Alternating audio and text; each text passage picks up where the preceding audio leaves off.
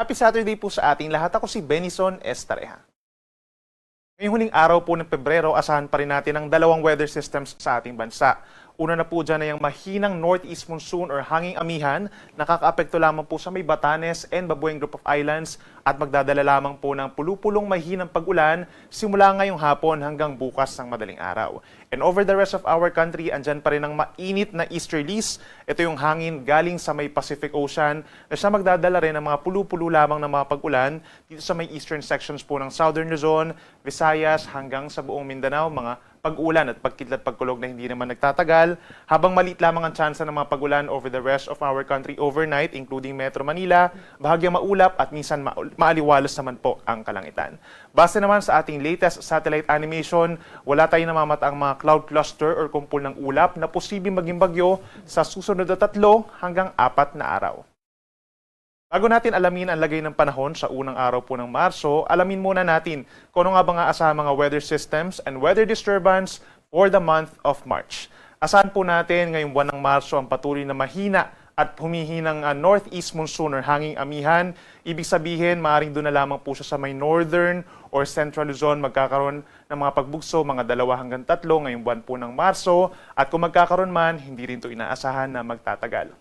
Bukod pa dyan, mas dadalas po yung tinatawag natin na easterlies o yung silanganin. Ibig sabihin, mas maraming lugar ang magkakaroon ng mainit at maalinsangan na panahon, lalo na sa tanghali. At yung ating madaling araw kung saan nakakaranas tayo ng malamig na temperatura for January and February, asahan na hindi na rin po ganong kalamig, lalo na po sa mga kapatagan.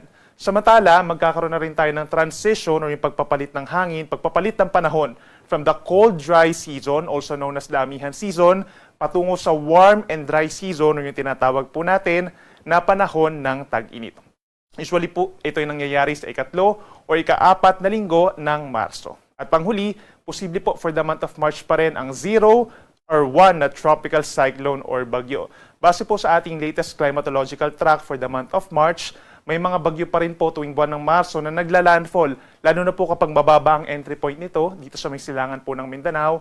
Mataas ang tsansa na nagla-landfall ito sa may Caraga region, Visayas, and Palawan. Habang may tsansa rin na may mga bagyo na pumapasok po ng ating area of responsibility dito sa may silangan po ng Visayas at nagre-recurve o lilihis ng direksyon, lalapit ng kaunti sa may Visayas pero palayo na rin po afterwards hanggang sa malusaw na lamang as a low pressure area. But inuulit natin, for the next 3 to 4 days naman po, wala tayong aasahan na mga bagyo. Ang susunod na pangalan po ng bagyo ay Bagyong Kaloy.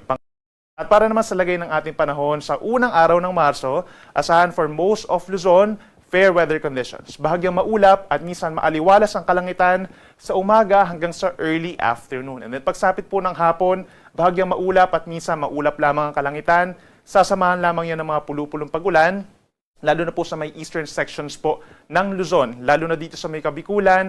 Kung may mga pag-ulan man, usually mga 1 to 2 hours lamang po. Habang ang natitirang bahagi ng bansa or ng Luzon, including Metro Manila, either maliit ang tsansa ng ulan or hindi naman uulanin bukas. For Metro Manila, asahan ng gradual na pagtaas ng temperatura from 22 to 32 degrees Celsius. Dito naman sa Baguio, mas mainit din po sa tanghali, maaaring umabot ng 26 degrees Celsius. Habang pinakamainit sa may Tuguegarao City dito sa may Luzon, mula 22 hanggang 33 degrees Celsius. Sa ating mga kababayan po sa Palawan, asahan din po ang fair weather conditions or generally maaliwalas na kalangitan. Yun nga lang po kasabay niya ng mainit at malinsangan na tanghali, posible ang 30 to 31 degrees Celsius. Dito sa may Visayas, asahan din po ang bahagyang maulap at minsan maulap na kalangitan.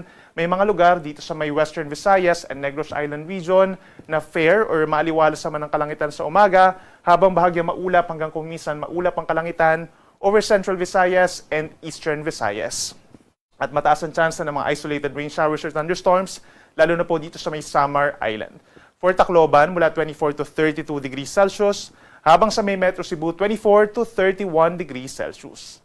At sa ating mga kababayan po sa Mindanao, umaga pa lamang, may tsansa na ng mga pulupulong pag-ulan sa bahagi po ng Soc-Sargen, Davao Region, and Caraga Region. Yan po ay dahil sa easterlies. But the rest of Mindanao, partly cloudy to cloudy skies sa umaga hanggang sa tanghali. And then the entire Mindanao, pagsapit po ng hapon hanggang gabi, bahagyang maulap at minsan maulap ang kalangitan at sasamahan din yan ng mga pulupulo lamang ng mga pag-ulan or pagkidlat, pagkulog. Pinakamainit bukas sa may Zamboanga City sa Mindanao hanggang 33 degrees, gayon din sa may Cotabato City and General Santos City. Para naman sa lagay ng ating karagatan bukas at sa susunod pa na 2 araw, wala tayong inaasahan na gale warning o yung babala sa mga delikadong alon.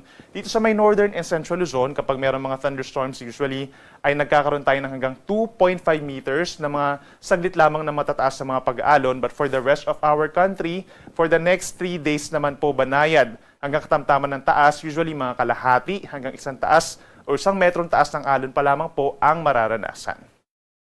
And for the next 3 days pa, from March 2, araw po ng Lunes, hanggang March 4, araw ng Miyerkules, asahan pa rin sa buong bansa ang pag-iral po ng easterlies at maaaring sa araw po ng Miyerkules, magkaroon ng northeast monsoon or hanging amihan dito po sa may northern Luzon at magkakaroon muli ng mga pag-ulan na minsan malalakas sa may eastern section po ng Mindanao.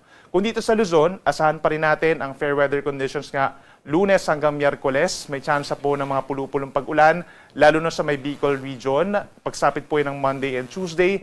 At sa Miyerkules naman, mataas ang tsansa ng ulan sa may Cagayan, Isabela, and Aurora. Yan naman ay dahil sa northeast monsoon or hanging amihan. For Metro Manila, posibleng umakyat po sa 33 degrees ang air temperature sa araw po ng Lunes at Martes. Bagamat maliit lamang ang tsansa ng mga pag-ulan, sa Baguio City, katulad din po sa Metro Manila, medyo maliit din ang tsansa ng ulan, lalo na sa umaga hanggang sa hapon.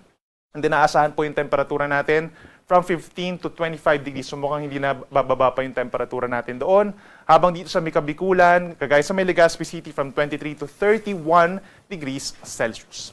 Sa ating mga kababayan po sa Visayas, asahan din ang may kainitan at maalinsangan na panahon mula po sa Lunes hanggang sa Miyerkules. So paalala natin sa ating mga kababayan, lagi pong uminom ng tubig o magbaon ng tubig kung kayo po ay lalabas ng bahay at magsuot lamang ng mga light colored clothes at yung mga komportableng damit.